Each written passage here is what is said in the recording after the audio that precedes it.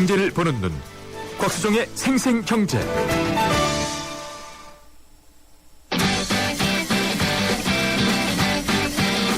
아하경제와 함께하는 한뼘경제.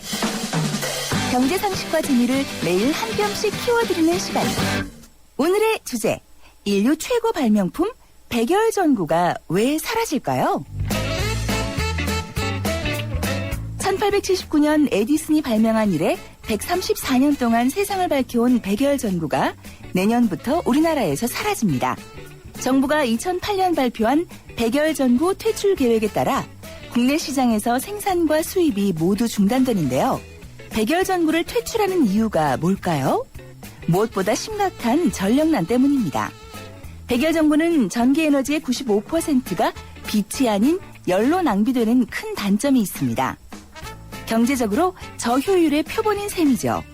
게다가 우리나라는 지금 원전들이 잇따라 정지나 고장 등으로 쉬고 있는 상황인데요. 전기 먹는 하마격인 백열전구가 더 이상 설 땅이 없게 된 거죠. 백열등이 사라진 자리는 발광 다이오드 LED 램프나 안전기 내장형 램프가 대신할 예정입니다. 두 램프 모두 백열전구보다 가격은 비싸지만 수명이나 효율이 우수합니다.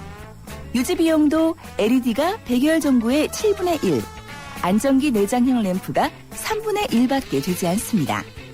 그러나 백열전구 퇴출 소식에 국민들은 왠지 아쉬움이 있습니다.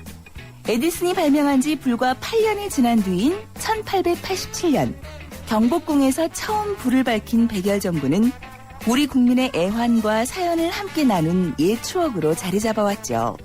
1960년에서 70년대에는 백열전구 아래 마을 사람들이 옹기종기 모여 TV를 시청하기도 했잖아요. 이제 그런 추억도 백열전구와 함께 역사 속으로 사라지게 됐습니다. 여러분들 백열전구 그러면 뭐가 생각이 나십니까? 저는 두 개가 생각이 납니다. 하나는 반딧불을 담았던 소주병이 생각이 나고요. 또 하나는 참기름병이죠. 뭐 옛날 소주병이 참기름병이니까요. 또 하나는 이현실의 목로주점이 생각이 납니다. 30촉 백열등이 그네를 탄다 할 때 그 백열전구 말입니다. 소켓, 검정 소켓을 만지셔서 이렇게 스위치를 켜셔야 되잖아요.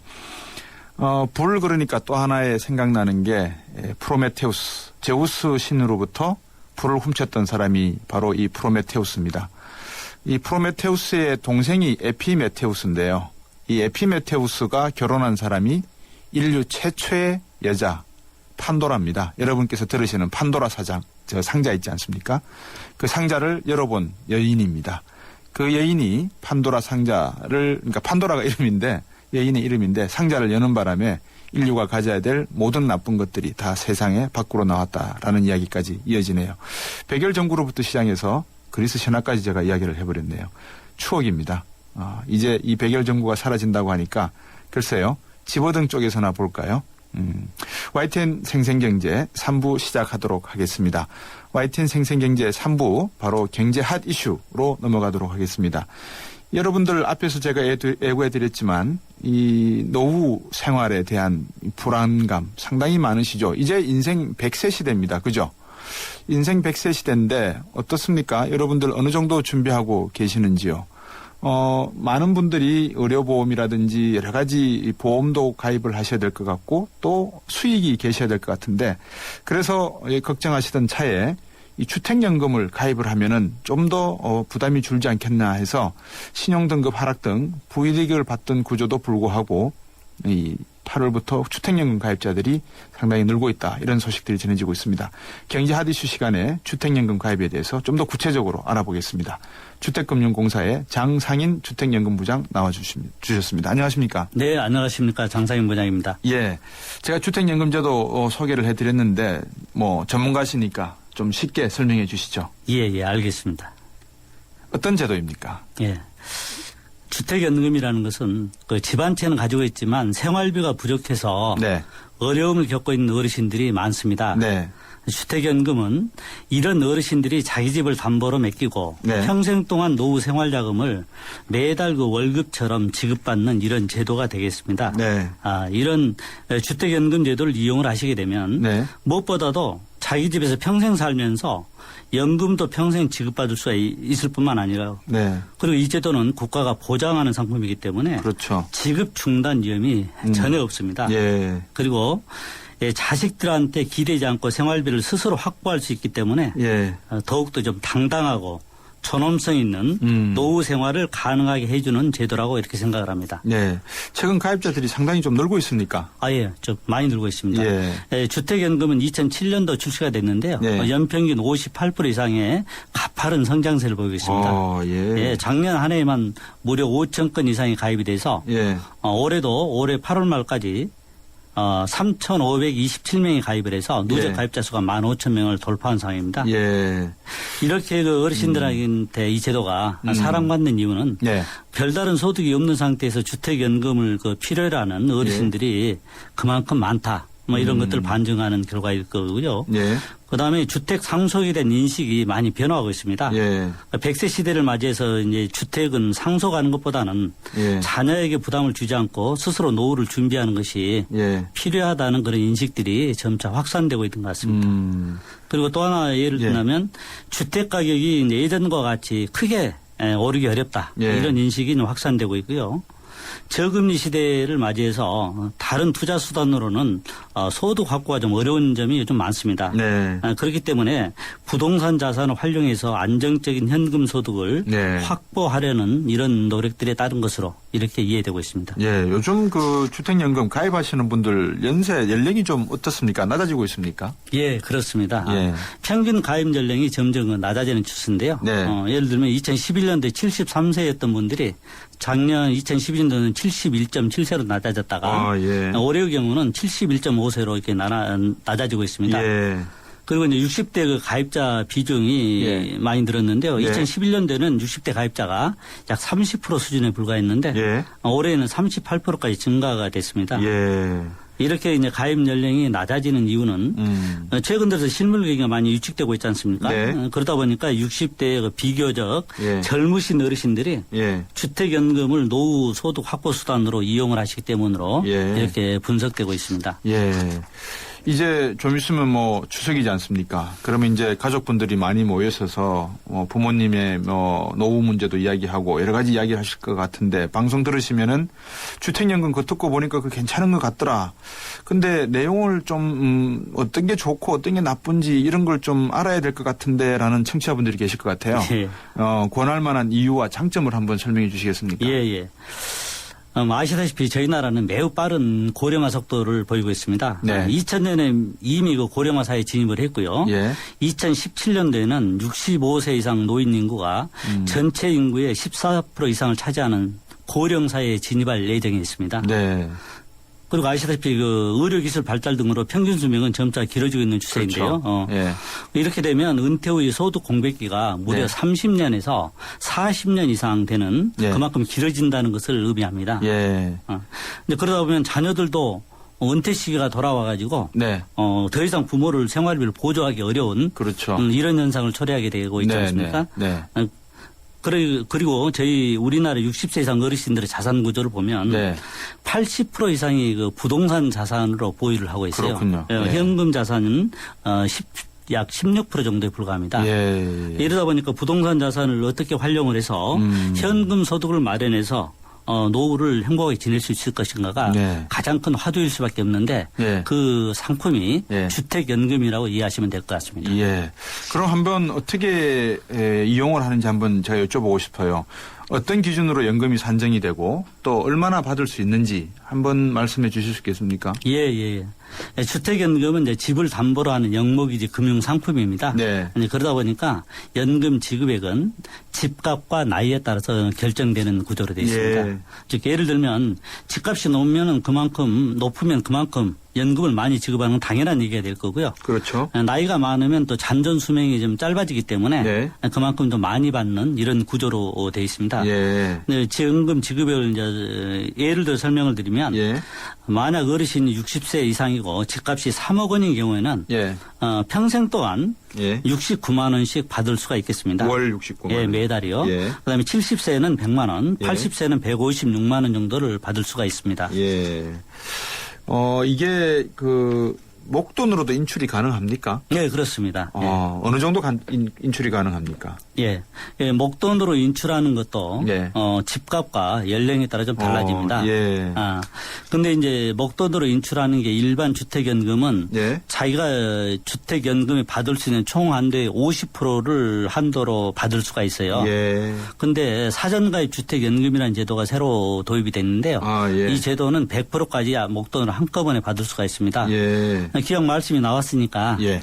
사전가입 주택연금에 그러십시오. 대해서 예. 잠깐 좀 설명을 드리겠습니다. 예. 사전가입 주택연금은 지난 6월 1일 날 예. 정부의 하우스푸어 대책 중 하나로 도입이 됐습니다. 예. 이는 그 조기 은퇴나 경기 부진 등으로 소득이 이제 많이 감소해서 그 주택담보대출을 상환하기 어려우신 분 예. 이런 50세 이상 하우스푸어를 지원하기 위해서 만든 제도인데요. 예. 이 상품의 특징은 주택연금으로 받을 수 있는 금액을 예. 일부나 또 전부를 목돈으로 한꺼번에 받아가지고 예. 기존 주택담보대출을 상환하고 예. 그 집에서 이제 주택담보대출을 상환 부담 없이 예. 평생 동안 거주할 수 있도록 예. 이렇게 만들어놓은 상품입니다. 그리고 나서도 이제 주택담보대출을 기존에 담보대출 상환하고도 네. 남는 여유가 있다면 예. 이제 그분들은 이제 60세가 된 이후부터 매달 연금으로 지급받을 수가 있습니다. 예. 근데 이제 중요한 점은 예. 올해 6월부터 내년 5월까지 한시적으로 운용을 하고 있기 때문에 예. 혹시 필요하신 분들은 이제 빨리 가입하시면 좋을 것 같고요. 예. 네, 기존 그 주택연금하고 조금 큰 차이가 뭐냐면 네. 기존 주택연금은 60세가 돼야 가입이 가능했는데 예. 사전가입 주택연금은 50세가 되면 되고요. 예. 주택가격도 기존 주택연금은 예. 주택가격 9억임에 반해서 예. 이것은 6억 원까지만 가입이 가능하다. 예. 이런 점을 참고로 알고 계시면 좋을 것 같습니다. 예. 중산층에게는 상당히 도움이 되는 그런 프로그램이다 이래 보시면 되겠군요. 예, 그렇습니다. 그 통상연금 지급액 산출을 말씀을 많이 해주셨는데 주택가격은 어떤 기준으로 계산을 하시는 겁니까? 예. 고객님들께서 가장 궁금해하시는 것이 예. 그 부분 중에 하나일 것 같은데요. 예. 주택의 시가평가 방법은 크게 네 가지로 정의되어 있습니다. 예. 첫째는 한국감정원의 인터넷 시세가 되겠고요. 두 예. 번째는 예. 국민은행의 인터넷 시세가 되고 예. 세 번째는 국토교통부의 주택 공시 가격이 됩니다. 예. 그리고 마지막으로 네 번째는 한국감정원의 감정평가 가격을 순차적으로 예. 적용하도록 돼 있어요. 예. 근데 혹시 고객님들께서 인터넷 시세가 너무 적다고 이렇게 판단이 되시면 네. 감정원의 감정평가를 받을 수가 있고요. 예. 인터넷 시세보다 감정평가 금액을 우선적으로 적용을 또 받을 수도 있습니다. 예. 물론 이제 이럴 경우에는 감정을 추가로 하셔야 되기 때문에 평가 수수료가 좀 발생될 수는 있겠습니다. 네. 그러면 이렇게 네 가지의 어떤 평가 기준을 가지고 유리한 쪽으로 받으셨을 때 연금 지급액도 주택 가격이 달라지게 되면 달라지는 그런 방식인가요?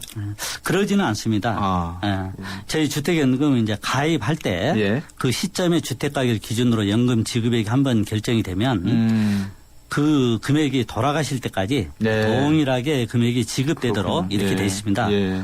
집값이라는 것은 알다시피 올라갈 때도 있고 내려갈 때도 있지 않습니까? 그렇죠. 예.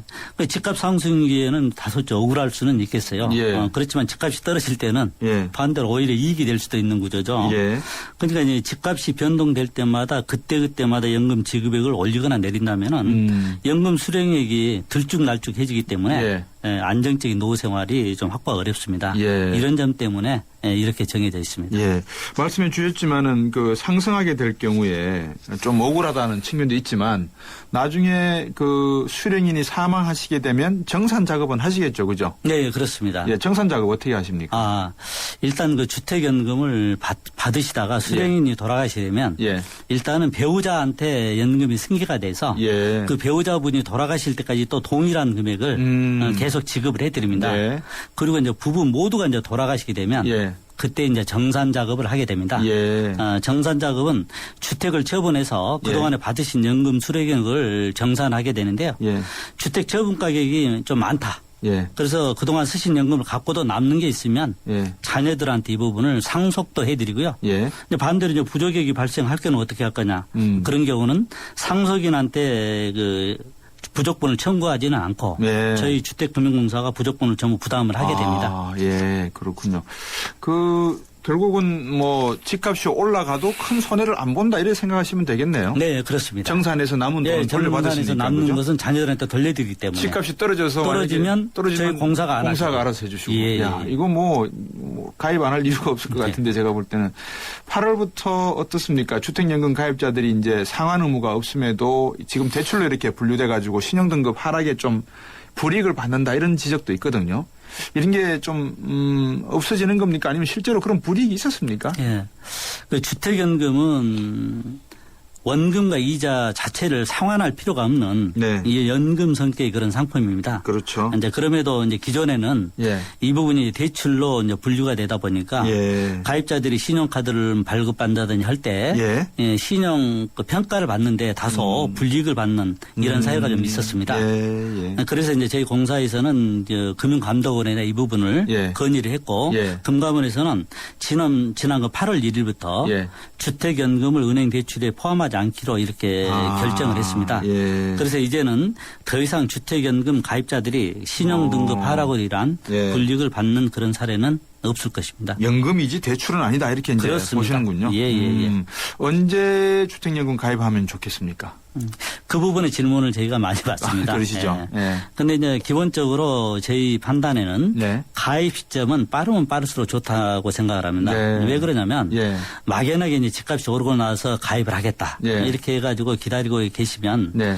부족한 생활비를 차면서 고생만 하시고요. 예. 오히려 나중에 집값이 떨어지면 또 손해가 될 수가 있어요. 예. 아시다시피 예전과 같이 이제 집값이 큰 폭으로 상승하기 어려울 이런 상황 아니겠습니까? 예. 그러다 보니까 가입 자격 요건을 갖췄다면은 예. 지금 바로 가입하셔가지고 예. 보다 좀 행복하고 활동적인 노후를 보내실 것을 추천을 좀 드리겠습니다.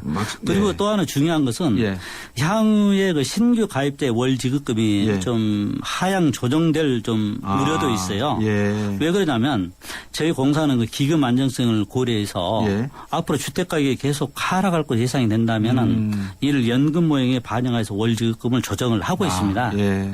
최근에도 이제 작년에 2012년도 2월이죠. 3.1%만큼 월 지급금을 축소 조정한 바가 있고 예. 금년도 2월 달에도 신규 가입자의 월 지급금을 2.8%만큼 예. 하향 조정한 바가 그렇군요. 있습니다. 그래서 이제 올해도 지금 현재 외부 연구 용역을 통해서 예. 앞으로 주택 가격이 어떻게 될지 예. 이런 부분들에 대해서 예. 용역 사업을 지금 하고 있습니다. 예. 이제 그 결과가 나오면 연금 모형에 이제 반영을 하게 될 텐데요. 네. 그런 점들을 고려한다면 예. 조금 더 빨리 가입하시는 게 좋을 것 같고요. 네. 여기서 하나 더 말씀드리고 싶은 얘기는 기존 가입자는 주택 가격이 아무리 떨어져도 네. 아까도 설명드렸다시피 기존에 결정된 금액을 월지급금을 똑같이 받으니까 받는다. 그 부분은 전혀 걱정을 안 하셔도 될 것 같습니다. 네. 간단하게 이 가입 요건 여쭤봐도 될까요? 네. 주택연금은 이제 기존에는 부부 모두 그 60세 이상의 가입이 가능했습니다. 그런데 예. 8월 1일부터 예. 주택 소유자만 만 60세 이상이면 가입이 가능하도록 변경된 바가 있고요. 예. 그리고 이제 부부 기준으로 예. 9억 원 이하의 주택을 한 채만 소유하고 계시면 예. 누구라도 가입이 가능합니다. 그렇군요. 오늘 주택연금제도 상당히 매력적인 제품인 것 상품인 것 같은데 한번 꼼꼼히 들여다보시고 선택하시면 좋을 것 같습니다. 오늘 귀한 말씀 잘 들었습니다. 고맙습니다. 예, 감사합니다. 주택금융공사의 장상인 주택연금 부장이었습니다. 네. 지금까지 여러분 3부 생생경제 함께 하셨고요. 잠시 후 4부에서는 노무상담 있도록 하겠습니다. 상담 신청은 서울전화 02-771-0945 휴대전화 우물정 0945로 문자메시지 보내주시면 됩니다. 4부에서 뵙겠습니다. 결혼 3년 차. 지영 씨는 매달 월세 내는 날이 무섭다. 생활비의 절반 가까운 돈이 빠져나가기 때문이다. 적금 하나 부을 수 있는 돈이 매달 그렇게 사라지니 월세에서 전세로 옮기는 게 꿈이란다. 월세에서 전세로 갈아타고 싶은 대한민국 서민의 소박한 꿈. 평균 4에서 5%대의 낮은 금리로 시중은행에서 쉽게 대출받을 수 있게 주택금융공사 전세자금 보증이 후원합니다. 전세자금 대출이 필요한 분들께 든든한 보증인이 되어드리겠습니다. 한국주택금융공사. 살아있는 뉴스 깨어있는 방송 한국의 뉴스 채널 YTN 뉴스 FM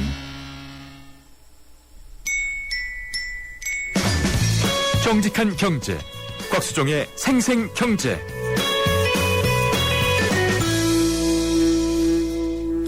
세상의 베이스가 되다 포스코 협찬으로 곽수종의 YTN 생생경제 4부 시작하겠습니다. 이 창업에 대한 정보 또 이 창업에서 도전에서 실전까지 코너 준비했고요. 노무 상담도 준비되어 있습니다. 여러분께서 궁금하신 점 짧은 문자 50원, 긴 문자 100원이 부과되니까요. 휴대전화 우물정 0945로 보내주시면 되겠습니다. 트위터는 YTN 밑줄 이코노미입니다. 완전히 새롭게 뉴 커런도시 탄생. 일이 바쁜 순간에도 파도를 타는 것처럼 신나는 기분. 더 즐거워진 커런도시에 오르면 당신의 오후도 더 즐거워진다. 새로운 코란도시에겐 도시도 아웃도어다. Urban Adventure New Corando Sea.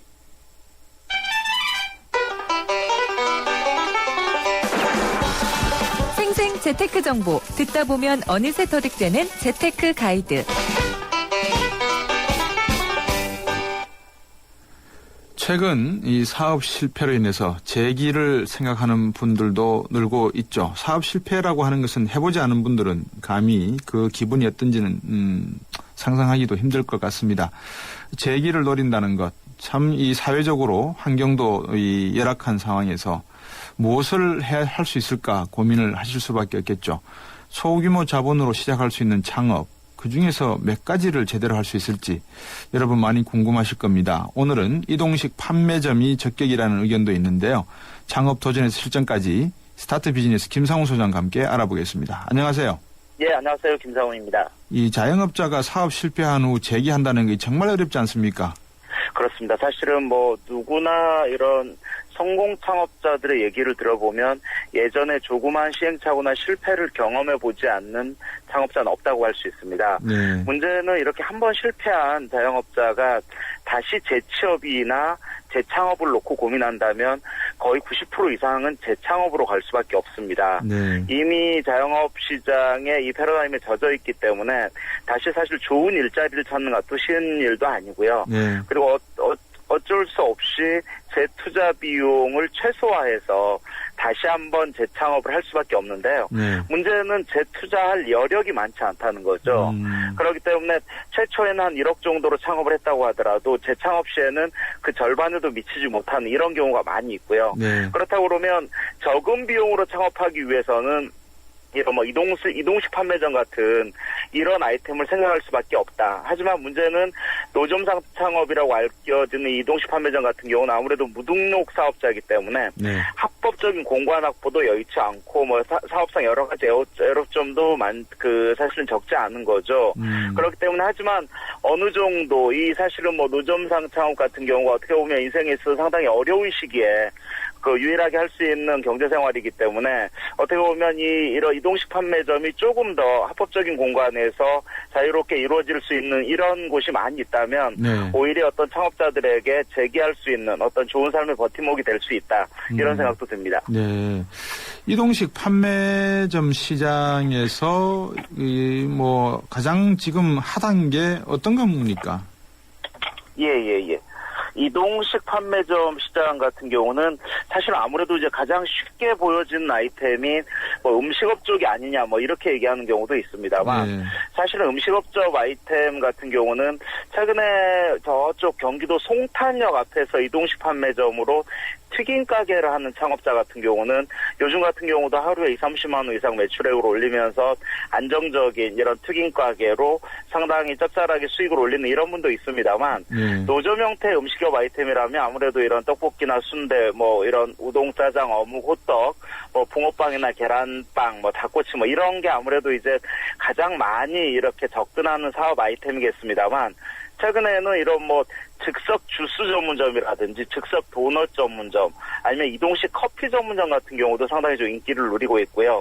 사실은 뭐 강남이나 여의도, 마포, 서소문, 광화문 같은 뒷골목 오피스 상권에는 사실 뭐 거기에서 붙박이를 하고 있는 이런 떡볶이 노점 같은 경우는 하루에 50만 원 이상 고수익을 올리는 이런 노점상도 있기 때문에 사실은 잘 찾아보면 이런 이동식 판매점, 음식업으로 할 수 있는 기회 요인은 어느 정도 있을 수 있다 이렇게 할 수 있겠습니다. 네.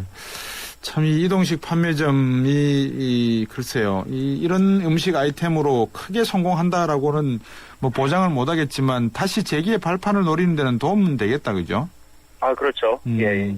이 다양해 보이는 노점 형태의 판매업 시장 중에서 서비스업 시장은 어떤 상황입니까, 지금? 예, 맞습니다. 사실은 이 판매업이나 서비스업으로 노점을 한다. 이게 참 일반 창업자들은 잘 그림을 그리기가 쉽지 않은 상황인데요. 흔히 판매점 아이템으로는 이런 옷가게라든지 액세서리 아니면 양말이나 뭐 최근에는 조각과일이나 이런 화환 내지는 다육식물 뭐 이런 형태를 많이 팔고 있고요. 네. 사실은 요즘 좀 그래도 노점 형태 판매점으로 장사가 된다는 것은 아마 이런 과일 가게 노점들이 그나마 좀 성과를 내고 있지 않나 하는 생각도 듭니다. 최근 공산품을 판매하는 저쪽 청주의 그 육거리 시장 인근에서 노점 판매를 하고 있는 분 같은 경우는 중국산 돋보기 안경을 10,000원에 판매하는 노점상도 있었습니다. 이 돋보기 안경 10,000원을 얼마에 공급받습니까? 여쭤보니까 공급가는 3,000원에서 4,000원 정도로 공급받아서 마진율 10,000원에 판매하기 때문에 마진율은 상당히 높습니다. 또 이런 얘기를 했는데요. 네. 이 공산품 판매점 아이템은 재미있는 게 유행을 한다는 겁니다. 그래서 요즘 인기 있는 공산품 아이템으로는 편백나무 베개라든지 이런 게 상당히 좀 인기가 있고요. 그 외 서비스업 아이템 같은 경우는 뭐 냉난방 설치업이라든지 집수리 대행업이라든지 아니면 뭐 집안의 모든 잔심부름을 대행해주는 대신맨 같은 아이템들도 사실은 최소 비용으로 이동식 판매점 형태로 할 수 있는 이런 아이템이 아닌가 하는 생각이 듭니다. 예. 제가 가끔 가다가 좀 아쉬운 점이요. 이런 분들에게 이 카드 결제가 안 되는 자영업자분들이 많으세요. 이렇게 트럭에 물건을 하시는 분들이, 그죠? 예. 그건 그렇고, 문제는 어떻게 보면 실패한 자영업자나 또는 초보 창업자분들 입장에서 노점을 시작한다. 예. 참 이게 좀 막막하지 않습니까? 좀 부끄럽기도 하고요, 어떨 때는, 그죠? 맞습니다. 사실은 그 부분이 가장 중요한 부분인데요. 일단 사실은 실패를 했다는 것은 어떻게 보면 인생에 있어서 바닥이 아니라 지하 5층, 10층 정도 내려가 있을 수 있는 일일 수 있거든요. 네. 당장 가장의 역할도 해야 되고 일정 정도 자영업 실패로 인해서 매달 금융부담도 부담해야 되고 이러기 위해서는 어떤 식으로든 돈을 벌어야 되고 그러기 위해서는 작은 돈을 투자한다고 그러면 체면쯤이야 벗어 던지면서 일하지 않으면 안 되는 이게 저는 이동식 판매점이라고 생각이 되는데요. 가장 중요한 것은 첫째는 이동식 판매점이라고 하더라도 사실 시장에 나가보면 이동식 판매점으로 정말 또 경륜 있는 소위 말해서 선수 창업자들을 많이 만날 수가 있습니다. 그래서 그런 선수 창업자들이 어떤 아이템으로 어떻게 하는지 이런 거에 대한 어떤 시장 조사부터 좀 할 필요가 있다는 생각도 들고요. 두 번째는 아이템에 따라서 어디에서 할 것인가, 즉 합법적인 이런 공간을 확보할 수 있는 건지 즉 어느 정도 건물의 자투리 공간이라든지 이때 주차 공간이 아닌 이런 자투리 공간에서 한다든지 아니면 뭐 이런 일정 정도 비용을 내고 하는 합법적인 공간도 있습니다만 마구 이렇게 돌아다니는 뭐 아파트 단지라든지 아니면 뭐 전국의 이런 재래시장이라든지 이렇게 어울려서 다니는 이동식 판매점도 있습니다. 그래서 이런 부분들이 어떤 형태의 노점을 결정할 것인지도 좀 판단을 해봐야 될 것 같고요. 또한 이동식 노점 같은 경우는 하루는 장사가 잘 된다고 하더라도 이게 날씨가 비가 오고 눈이 오고 그다음에 시즌별로 시간대별로 이게 다들 아이템에 따라서 성과가 다들 아주 천차만별이기 때문에 사실은 그 개별 아이템을 하나를 정해서 구체적인 좀 이런 한 달 내지는 1년을 기준으로 어느 정도 투자해서 얼마 정도의 수익성을 올리는가에 대해서 충분한 어떤 사전 준비와 사업 준비를 한 다음에 액션을 취하는 게 중요하다고 할 수 있겠습니다. 노점상도 브랜드 시대 맞죠? 중요합니다. 최근에 어떤 최근에 모 기업에서 진행하는 기프트카 노점이라고 있었는데요. 이거 같은 경우는 사실은 노점이라고 하더라도 구체적으로 소비자가 보기에는 야 저것도 무슨 체인점인가 보다 이렇게 느낄 수 있도록 이런 상호 제작부터 브랜드 네이밍 뭐 캘리그라피 사인을 이용한 이런 변별력 있는 상호 디자인인 어떻게 보면 노점상도 가치 소비라는 관점에서 야 노점도 좀 품이 있는, 격이 있는, 그리고 선택의 우선순위에 들어가는 차별화된 노점상이다. 이런 측면, 이런 그림이 그려져야만 또 그 업계에서 소비자들로부터 선택의 우선순위에 들지 않을까라는 생각이 듭니다. 네. 정부는 어떤 지원 대책 같은 게 뭐 있나요? 사실은 뭐 요즘 정부나 대기업들이 뭐 이렇게 눈만 뜨면 상생 부르짖고 있는데요. 네. 얼마 전에 인천에 어디 대형마트 옆에 가니까 대형마트 앞에 대형마트 부지도 아닌 아파트 단지 입구에서 다육식물을 하는 노점에게 그 대형마트 공안이 와서 저 관리 인원이 와서 나가달라고 이렇게 얘기를 하더라고요. 네. 사실은 대형마트 옆에는 유유부지가 많이 있습니다. 네. 저는 이 유유부지에 좀 예쁜 노점상 좋은 노점상 영역을 두고 사실 어려운 분들에게 서로 상생할 수 있는 이런 좀 상생할 수 있는 노점상 구역을 좀 만들 필요도 있다 이런 생각도 들고요. 예. 아까 말씀하셨던 듯이 노점상들은 세금을 정당하게 내고 싶어도 노점상 자체가 사업자 등록을 하지 못하는 이런 측면도 있습니다. 저는 그래서 정당하게 사업자 등록을 좀 원활하게 하는 제도적인 장초가 보장되고 또한 노점상들이 단순하게 도시 미관을 해치는 게 아니라 뭐 대만이나 이런 지역 보면 야시장이나 이런 게 다 노점상 아닙니까? 네. 그런 게 하나의 그 지역의 문화적인 코드 내지는 관광 자원으로도 발전시킬 수 있는 여지가 충분히 있기 때문에 네. 좀 노점상들도 이제는 재기할 수 있는 아이템뿐만 아니라 자영업 시장에서 정말 또 사업의 성과 창출을 위한 또 다른 기회 요인으로 잘 좀 시장에서 자리매김했으면 하는 바람입니다. 7514번님이 노점상이 지하경제 쪽 아닌가요? 라고 조심스럽게 질문을 하셨는데 저는 이 부분에 대해서는 방금 지적을 하셨지만 구청이나 시에서 노점상들이 활동할 수 있는 영역을 일정한 임대료를 받고 투명하게 운영할 수 있는 방법이 있다라고 저는 생각을 하고 있거든요. 예. 이거를 굳이 우리가 지하경제의 한 부분이다 이렇게 뭐 볼 필요는 없지 않나 하는 생각도 드는데 어떻습니까? 저도 그렇습니다. 이게 사실은 뭐 지하경제라는 것은 정말 우리나라 수억 원을 벌면서 돈을 내지 않는 뭐 이런 업종을 얘기하는 거고요. 이분들은 네. 어떻게 보면 사회적 안전망 차원으로 접근해야 된다고 봅니다. 이분들이 재기를 통해서 정말 원활한 가정을 꾸리고 자영업자로 정말 원만한 대한민국 국민이 될 수 있는 하나의 장치로서 이 노점상조는 일정 정도 합법적인 공간을 만들어서 재기할 수 있는 기회 요인을 부여하는 게 옳다라는 생각도 듭니다. 그렇지만 이 방금 말씀하신 애청자분의 지적도 사실은 공감이 가는 편입니다. 왜냐하면 이 뭐 노점상이라고 하더라도 사실 대형 노점상들도 많이 있거든요.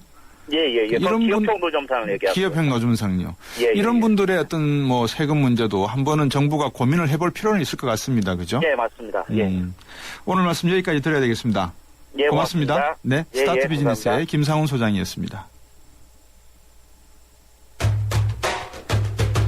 시사 경제 프로 곽수종의 생생경제를 다양하게 만나는 방법.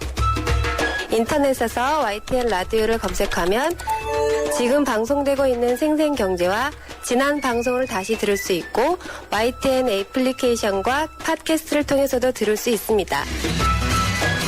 언제 어디든 손쉽게 만날 수 있는 곽수종의 생생경제 참 좋다. 네, 곽수정의 YTN 생생경제 오늘 노무상담 있는 날입니다. 서울전화 02-771-0945 단문 50원, 장문 100원에 휴대폰 문자 메시지 우물정 0945로 문의하시거나 인터넷 홈페이지에 오셔서 여러분들께서 긴 사연 남기시면 됩니다. 오늘도 노무법인 정성의 방성한 노무사가 바로 여러분들과 함께 이야기 나누시겠습니다. 노무사님 안녕하세요. 네, 안녕하세요, 박사님. 벌써 가을입니다. 그죠? 많이 가을 좀 분위기가 쌀쌀하네요. 예. 네. 7411번님이 질문하셨어요. 저는 네. 올해 20살입니다. 한 편의점에서 7월 한 달간 야간 알바를 했습니다. 알바는 아르바이트의 준말이죠. 네. 시작하기 전 3개월 이상 한다고 했으나 개인 사장으로 한 달을 하고 그만뒀는데요. 문제는 최저 시급도 못 받고 했습니다. 약속을 어겼다고 이마저도 주인이 주지 않겠다라는 겁니다. 제가 노동청에 신고하면 알바비를 받을 때 최저 시급으로 받을 수 있습니까? 도와주세요 하셨습니다. 네. 어떻습니까? 이분은 야간에 알바를 하셨으니까요. 네. 일단 야간 근로 수당이 있어야 50% 할 되죠? 정도 되고요. 그렇죠. 올해 그 시급이 시급으로 4,860원이거든요. 네. 그거에 50% 할증된 금액으로 당연히 받으실 수 있습니다. 그렇죠. 알바라고 해서 그 예외는 없고요. 예. 네. 이게 근로자 개인 사정으로 근로계약 기간에 사실은 그만둔 거 아닙니까? 그죠? 그렇죠. 이거는 어떻게 처리를 해야 됩니까? 또? 그러니까 근로계약 기간 중에도 직업 선택의 자유가 있기 때문에 네. 그만둘 수는 있거든요. 네. 그렇지만 이렇게 너무 짧은 기간에 인수인계를 안 하거나 사용자한테 통보하지 않고 네. 갑자기 그만뒀을 때 회사의 업무 공백으로 인한 손해가 발생할 수 있잖아요. 네. 그거는 이제 노동부에 사업주가 신청할 수 있는 건 없고 예. 민사적으로 구체적인 손해를 입증을 해서 아이고. 손해배상 청구는 하실 수 있는데 그 손해를 입증하기가 실무에서 굉장히 어렵습니다. 이게 신뢰의 문제이기 때문에요. 나갈 때 그런 거는 그렇죠. 지켜주셔야 됩니다. 이 알바를 고용하신 사장님도 물론 형편이 쉽지는 네, 않으시겠지만 네. 이런 가지고 뭐 민사까지 가시겠습니까? 네. 이 방금 사례 같은 경우에는 근로자가 노동부에 임금을 청구할 수 있겠네, 그죠? 예, 좀 전에 그 손해배상 문제와 예. 그 일한 거에 대한 대가인 임금을 지급하는 건 별개의 문제거든요. 그렇죠. 그런 손해와 서로 상계할 수 없을 뿐더러 그런 네. 발생한 임금은 지급을 하셔야 되는데요. 만약에 예. 지급 안 하시면 노동부에 진정하시면 정상적인 절차에 따라서 지급 지시를 할 겁니다. 네. 그 최저임금 미만 임금을 받기로 했다라고 하셨는데 네. 약정 임금만큼만 딱 받게 되는 겁니까, 그러면? 아니죠. 그러니까 최저임금은 강행 규정이거든요. 예. 그래서 4,860원이고 내년에 이제 5,210원이잖아요. 예. 그거는 강행적으로 규정돼서 그거보다 불리하게 사업주와 근로자가 약정하더라도 그 규정은 무효고요. 예. 최저임금 규정이 강행적으로 적용이 되고 그 예. 차액을 진정하실 수 있는 겁니다. 예. 네. 알겠습니다. 아, 그렇군요. 0014호님, 제가 곧 퇴사를 하게 되는데요. 손해 없이 퇴직금을 정산하려고 합니다. 근데 이상한 점은 저에게 통보 없이 기본급이 하향되고 직무수당들을 막 바꿨더라고요. 오버타임도 어떻게 정한 건지 모르겠고요. 기본급이 적어지면 퇴직금도 적어지나요? 그리고 연차수당은 2013년 회계연도로 줍니까? 입사 1년 기준으로 줍니까? 하셨습니다. 이게 가능한 도저히 이해가 안 되는데요, 저는. 퇴직금 계산을 낮게 하기 위해서 이렇게 네. 막 수당 바꾸고 해도 됩니까? 네, 퇴직금은 그 이제 평균임금이라는 개념으로 3개월, 예, 그죠? 지급을 하거든요. 그렇기 네. 때문에 기본급이라는 건 일반 실무에서는 하루에 8시간이나 주 40시간 근무한 거하고 네. 유급 주휴 수당을 포함한 금액을 말하기 때문에요. 예. 꼭 그 금액이 아니라 근로에 대한 대가로 그 3개월 동안 지급된 모든 금액을 총 일수로 나누는 거기 때문에 네. 여기서처럼 임의적으로 금액을 낮추거나 네. 삭제하거나 이런 규정은 근로자에게 불리한 거기 때문에 네. 인정될 수 없습니다. 예. 효력이 없다고 봐야 되겠네요. 네, 그죠? 네. 연차 휴가는 언제 사용할 수 있고 사용 안 한 부분은 돈으로 돌려받죠, 그죠? 그렇습니다. 그러니까 연차는 1년에 8화를 출근할 경우에 예. 15일이 발생하는데요. 예. 그 발생한 부분은 1년 동안 사용할 수 있고요. 네. 1년 사용 기간 동안에 사용하지 않으면 연차 수당으로 자동으로 전환이 됩니다. 그러니까 사용을 하거나 수당으로 지급하거나 둘 중에 하나는 있고요. 요즘에 이제 대체를 하거나 휴가 사용 촉진 제도 이런 네. 특수한 제도는 같이 병행됩니다. 연차 휴가 산정 기준 시점 방금 말씀하신 대로 그렇죠. 회계연도 기준이죠, 그죠? 아닙니다. 아닙니까? 원칙적으로는 근로자 입사일을 기준으로 해서 그렇군요. 1년이나 2년 연 단위로 발생을 하게 되는데 네. 이제 전체적인 통일을 위해서 회사에서 회계 단위로 할 경우가 있는데 네. 그것도 그 입사일을 기준으로 해서 계산한 연차하고 비교해서 근로자에게 불리하게 계산되면 안 되고 그 네. 차액은 비례적으로 다 계산하는 방식이 있거든요. 네. 어쨌든 입사일로 한 거보다는 불리하면 안 됩니다. 예. 네. 입사일이 각각 다를 수 있지 않습니까? 그렇죠. 봄에 한 분, 가을에 한 분. 네. 그래도 일단 연차 휴가를 드리는 거는 15일 다 동등하게 드리는 거죠. 그렇죠. 예. 드리는데 이제 회계 단위로 통일할 때는 예. 앞뒤로 이렇게 뭐 예를 들어 7월 달에 입사를 하면 예. 6개월을 계산을 해줘야 되잖아요. 그렇죠. 그래서 상식적으로 6일만 주면 되는 거 아닌가 그런데 예. 15일에 2분의 1인 7.5일을 이렇게 비례적으로 지급을 해줘야 됩니다. 그렇군요. 네네. 7315번님, 얼마 전에 노동부에서 근로조건 자율 개선 점검을 나왔었습니다. 네. 이런 것도 나오시는 모양이죠? 저희가 대신도 나갑니다. 노동부 위탁을 받아서. 그렇군요. 네네. 그런데 저희 기존 내규집의 내용을 보더니 저희는 법정 공휴일, 근로자의 날, 회사가 정하는 휴일, 즉 창립 기념일 같은 거죠. 이렇게 적혀 있었는데 법정 공휴일은 휴일로 안 하고 연차로 대체하면 된다고 하시는 겁니다. 문제는 저희가 연차를 근로기준법상으로 못 주고 있다는 건데요. 물론 수당은 연말 상여금 포함해서 지급하였다고 합니다. 어쨌거나 사장님께서는 나라에서 정한 법정 공휴일인 설날, 구정, 추석 등의 휴일을 연차로 대체하고 나머지 연차에서 네. 여름 휴가 등을 사용하라고 하시는데 이게 가능한 겁니까? 하셨습니다. 참 친절하신 감독관님이시네요. 예. 네. 법정 공휴일은 언제죠? 그 일반 사기업의 근로자의 법정 공휴일은 예. 일주일을 개근할 경우에 예. 부여하는 일요일이죠. 일요일이나 하루에 주 휴일과 5월 1일 근로자의 날, 그 두 가지밖에 없습니다. 나머지 그 약정 휴일이나 관공서 등에 관한 공휴일은 관공서 등에 관한 휴일이고요. 그거는 약정을 했을 경우에만 휴일로 인정이 됩니다. 예. 그럼 이 달리기에 나와 있는 빨간 날, 공휴일에 일반 근로자들은 쉬는 날 아닙니까? 그죠? 예, 그날은 원칙적으로 관공서 등에 관한 범죄에서 관공서가 쉬는 거고요. 일반 근로자들은 쉬는 날은 아닌데 대신 이제 사업주와 합의하에 그날을 휴일로 하거나 휴일로 하더라도 임금을 지급하는 유급으로 하거나 이런 거는 다 약정 사항이고요. 그런 약정이 없으면 근무 날입니다. 질문을 하셨던 것처럼 공휴일을 연차 유급 휴가와 대체하려면 방법이 있습니까? 네, 방법은 이제 인정되는 부분은요. 우선 대전제는 아까 말씀드린 그 공휴일을 근무 날로 해야 되겠죠. 그렇죠. 공휴일로 하면 공휴일 그 고유하게 쉬어야 되니까요. 근무 날로 하고요.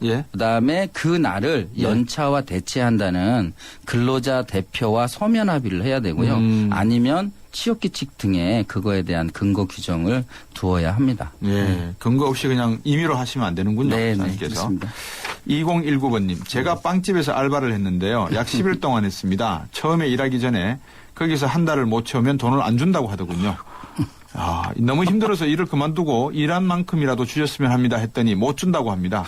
법대로 하자는 시인데요. 한 달을 못하면 돈 못 준다는 법이 있습니까 하셨습니다. 이런 원칙이 있습니까? 이 빵집 사장님 이러시면 안 되죠. 이런 원칙은 없는 거고요. 한 달을 못 채우는 게 아니라 근로는 그 시시각각으로 그거에 대한 대가가 발생하는 거고요. 한 달을 채우지 못한다는 건 근로의 강제가 되기 때문에 그 부분은 인정될 수 없습니다.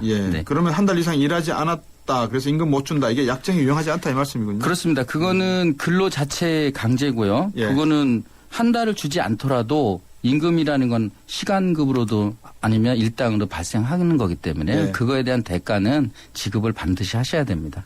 2720번님, 2010년 5월부터 퇴직연금에 가입하게 되었고 2007년부터 2010년 4월까지 퇴직금은 정산이 안 된 상태입니다. 이번에 퇴사하게 되어 퇴직금 정산을 하려고 하니까 퇴직연금은 매달 꼬박 들어가서 은행에 받으면 되지만 2007년부터 2010년 4월까지 퇴직금은 2010년 4월 기준의 급여를 기준으로 평균 임금을 정산한다고 합니다. 아니면 현재 2013년 8월 기준의 급여를 기준으로 평균 임금을 정산해야 되는 겁니까? 어떻게 되는 겁니까, 이거는? 일단은 그 방식은요. 그러니까 퇴직연금을 가입하기 전에 이미 발생한 퇴직금에 대한 처리는 그때 이제 중간정산을 할 수 있는데 이미 중간정산은 작년부터 금지됐으니까 힘들고요. 아니면 이제 정산을 해주는 경우라든가 퇴직연금에 아예 포함을 해서 퇴직연금에 가입해주는 경우가 있고요. 뭐 그분 퇴사 시에 일시금으로 지급하는 방법. 이렇게 세 가지가 있는데 중간정산은 이제 예외적인 사유 위에는 힘들어진 거죠. 그 퇴직연금 전환되기 전에 그 퇴직금은 어떻게 산정을 하는 겁니까, 그러면? 그러니까 전환되기 전에 기발생된 게 아까 중간정산이라든가 퇴직연금으로 합산을 해서 하지 않았으면은 결국은 퇴사 시에 이제 지급하는 거잖아요. 미지급된 거니까. 그러니까 원칙대로 퇴사 시에 그 역으로 해서 3개월 소급해서 그 임금을 기준으로 해서 지급을 하셔야 됩니다. 회사 쪽으로 왔으면 좀 손해가 있겠네요, 그러면. 미리 정산 안 했으니까 급여가 올라갔을 테니까. 그거는 그래서 퇴직연금을 도입할 때 근로자들이랑 협의하고 동의받을 때 그거에 대한 내용 처리를 후에 대한 대비를 하셔야 되겠습니다. 4296번님, 1년 계약직으로 전일제 일당을 받고 있는데 토1은 무급입니다. 1년 계약이 끝나면 퇴직금 받을 수 있습니까 하셨는데. 뭐 일당직이 상관없이요. 근로자가 1년을 계속 근로하면 이거는 근로자로 인정이 되고요. 퇴직금이 계속 근로로 인정이 되기 때문에 당연히 퇴직금 받으실 수 있습니다. 단 주 15시간에 근무를 하셔야 되고요. 8401번님, 마트에서 일하는 직원입니다. 월급은 각기 다른 제품 제조사 5군데서 소액씩 받고 있는데요. 직원 고용 문제로 유세에서 얘기가 많은데 근로계약서는 어떻게 적어야 합니까? 일용직 고용보험을 5군데 내야 합니까? 하셨습니다. 고용보험은 그 원칙이요. 여러 가지 사업장에서 이제 소득이 발생할 경우에는 일단 근로자 수와 임금을 기준으로 합니다. 그래서 이제 주된 사업장이 어디냐 한 곳만 고용보험을 가입하게 돼 있습니다. 오늘도 노무법인 정성의 방웅성환 노무사님께서 수고해 주셨습니다. 고맙습니다. 고맙습니다. 소녀시대 유나예요. 신혼침대 고를 때 앉아보고 누워봐도 진짜 모르겠죠. 꽉 이렇게 풀어봐. 늦잠을 자야 신혼이 길어지지. 침대는 가구가 아냐. 침대 과학 에이스 침대. 해버 굿잠. 네, 건강의료보험 이야기를 했습니다만 요즘 서민들은 아파도 병원을 가지 않는다고 하는군요. 서민들의 삶이 이렇게 어려운 것 같습니다. 내일 뵙겠습니다.